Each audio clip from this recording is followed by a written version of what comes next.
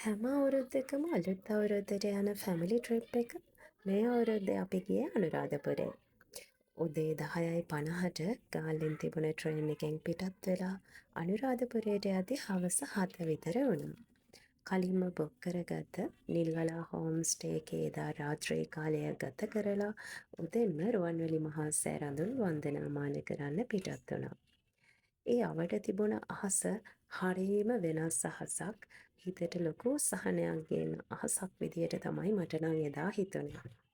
ඊට පස්සේ ජයශ්‍රී මහ බෝධිය වන්දනාමාන කරලා හවස් කාලෙදී අපි මිහින්තලේ වඳින්න යන්න යොදාගෙන තිබුණා.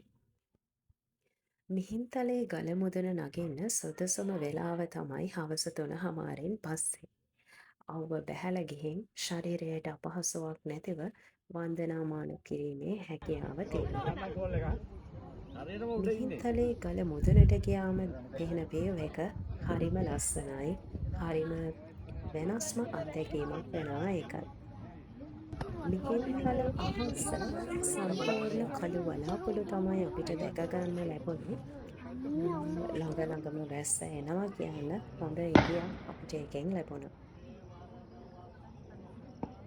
මිහින්තල චෛත්‍යරාජාණන් වහන්සේ ළඟට ගිහිල්ලා අවට පරිසරය බැලුවම එක එක තැන්වල වැස්ස වහින විදිය බලා ගන්න පුළුවන් වුණා.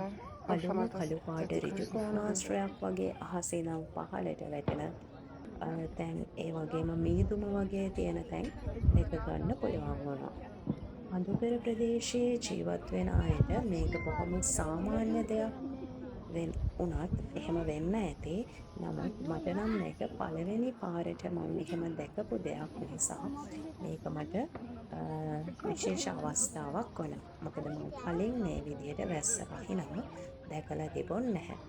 අපි ඉඳපු තැනට වැස්ස නැති වුණත් අවටට වහින වැස්ස අපිට අපේ ඇස් දෙකින්ම බලා ගන්න පුළුවන් වුණා. ඉතින් මේ ගමන හරිම ලස්සන